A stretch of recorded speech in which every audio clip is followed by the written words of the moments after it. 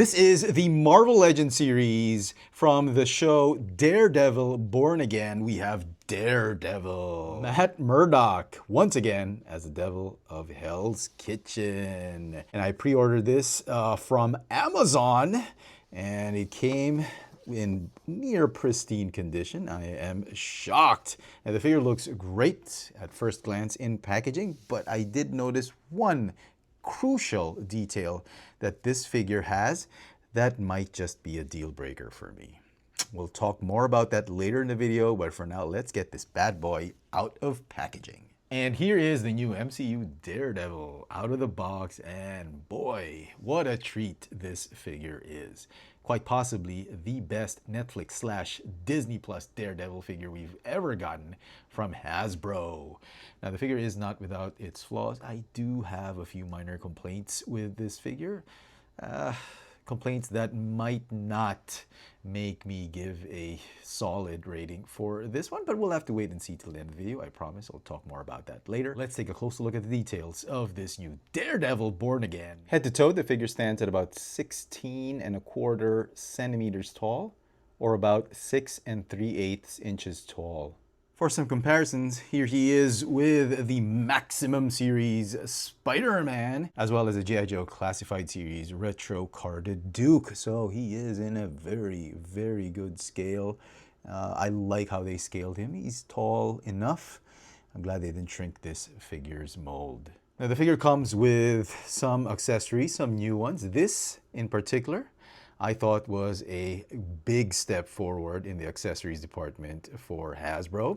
It is the sort of wire or cable that launches or splits up his billy club. And speaking of his billy club, he has them here, and it's two pieces, which you can fit in his holster. Unfortunately, this thing doesn't combine. It doesn't merge or anything like that. Would have been nice if it did, or maybe they'd have another version that was combined. But both of these have holes or peg holes, which you can actually plug this wire in. It looks like rope more than a high tensile steel wire, and it makes for great dioramas. Look at that, very dynamic. It's made of a soft but firm PVC sort of plastic material, not those gummy type of soft plastic we've seen with the Iron Spider's legs. But yeah, I love this. I love that you can actually recreate him shooting that billy club like that. The only drawback I see with this one is I wish it were made of bendy material. It's not. It's made of very firm material. It doesn't bend. You can't shape it into any way. You can probably fit it together or, bend it in such a way, but it will not hold that pose. So you'll have to have it, probably have him holding it this way or what. I'll show that off towards the end of the video. But I think this is a wasted opportunity. Maybe engineering wise, with the limited budget each figure has, they couldn't possibly squeeze in a wire there. But I don't know, with the newer materials now, I'm pretty sure they could have substituted this with maybe a light wire metal, or I don't know, wire copper material or something like that. That would have made this one really nice. Now, assuming they don't have the budget to put a wire in or to give an actual wire for this figure for safety concerns, they could have probably given us more of these things, maybe a shorter line or shorter cable, maybe a long one that loops like that, or various other possibilities instead of being just stuck with this kind of setting for the billy club. So I thought that was a wasted opportunity, and given the fact that he has very limited accessories, no build-a-figure piece, I don't think extra wires in different arrangement or poses would have shot the budget for this figure. Now, talking about accessories and things included, he's got 2 pairs of hands. He has the gripping hands. The gripping hands are what's attached when you get him out of packaging, and he has another pair. One is a punching clenched fist hand, and the other one, which is great, is a sort of grabbing hand. And I think this is all the hands you'll need for a character like this one. You don't need two grabbing hands or two punching hands. I thought they were very efficient with this one, and I don't mind just having a limited amount of extra hands. What I do mind is he only has one head sculpt. He does not have the Charlie Cox unmasked Matt Murdock head sculpt with the shades and all that. I mean, come on.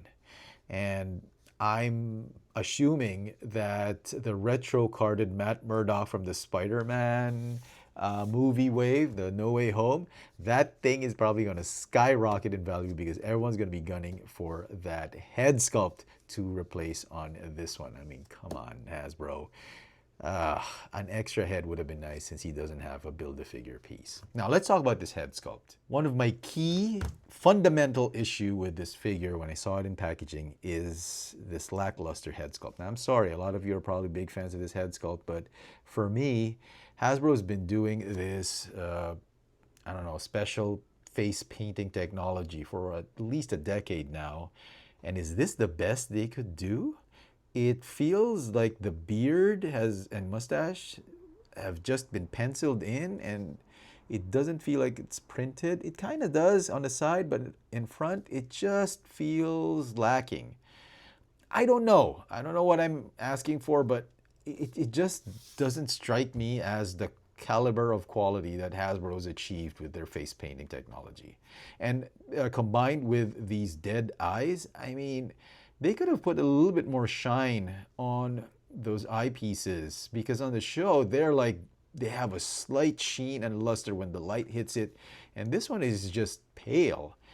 I love the sculpt, don't get me wrong. I love these horns, the texturing on his helmet, the uniform's texturing. But with the face painting, it does feel like it's a knockoff. I'm sorry, okay? I don't mean to bring down or put down the designers who did this, but it doesn't feel as premium as it should be. Now, as far as the uniform goes, fantastic. I love the way they've textured it, just amazing. And as far as articulation goes, the neck is on a ball joint and on a hinge. There's a ball joint at the base of the neck too. The shoulders are on butterfly hinges. You got hinges that allow you to move the arm in and out, forward, backward 360. You've got a bicep swivel, pinless double hinged elbows. You've got wrist at hinge and swivel. You've got a waist swivel. You've got a smooth rotating ball joint for his upper torso. You've got ball jointed hips, but they're not drop down hips though. The legs can kick forward, slightly backward because of his pancake bum. He's got a thigh swivel, very nicely concealed. Pinless double hinge knees that go almost 180 degrees. No calf swivel though, that's interesting. Ankles go up and down and have the rocker tilt. My other fundamental gripe with this figure is this torso articulation. It is a smooth rotating ball joint, but you can't get him in the poses that you want him in. He is limited to just these restricted dynamic poses. I wished it should have been an ab crunch. Something like what they did with the Maximum series. This allows for a fuller range of motion dynamic poses, and albeit he is not Spider-Man, he doesn't pose or fly around the skyline of New York City just like Spider-Man, but still, it really hinders a lot of articulation. I think it could have been a game changer had they opted an ab crunch for this figure. But then again, you know what? We'll probably get another Daredevil figure in the Maximum series, not necessarily an MCU one, maybe a comic version. We'll probably get that then. But for now, I thought that was a wasted opportunity. And I get it. They didn't want to ruin the sculpt of the new costume and all that, but an ab crunch would have been a game changer for this figure. And so some final thoughts on this Daredevil Born Again Daredevil figure. You know what? It is a mixed bag for me. I'm sorry. I feel this is the best version of this character that we've gotten from the Marvel Legends line from Hasbro. But my fundamental complaints, particularly the articulation. They should have given us slightly better neck articulation.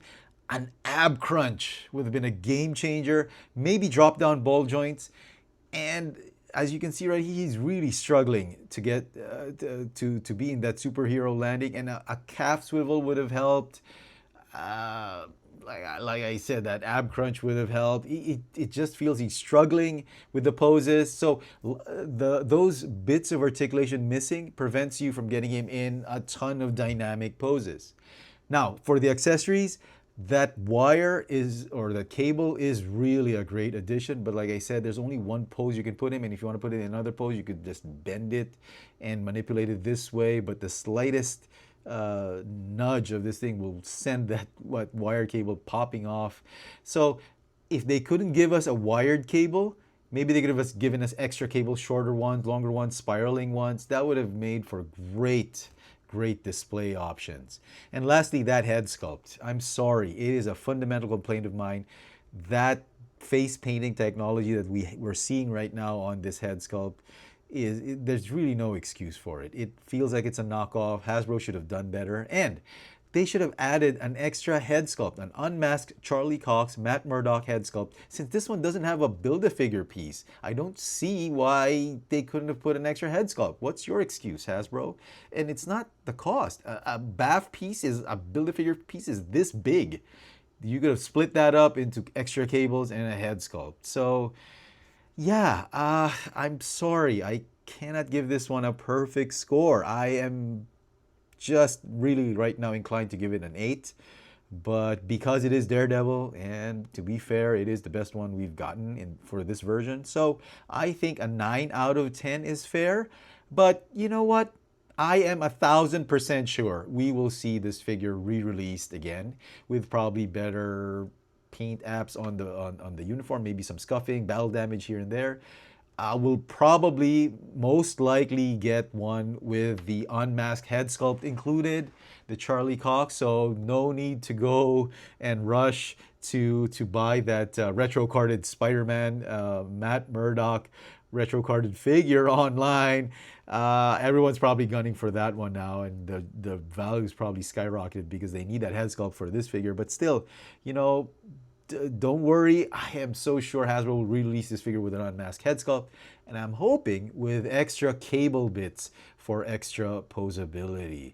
Maybe they'll release it as a single card, but I'm more inclined to believe not a single card, single pack. I'm more inclined to believe that they'll release it as a 2-pack, maybe with Frank Castle, maybe with Foggy Nelson.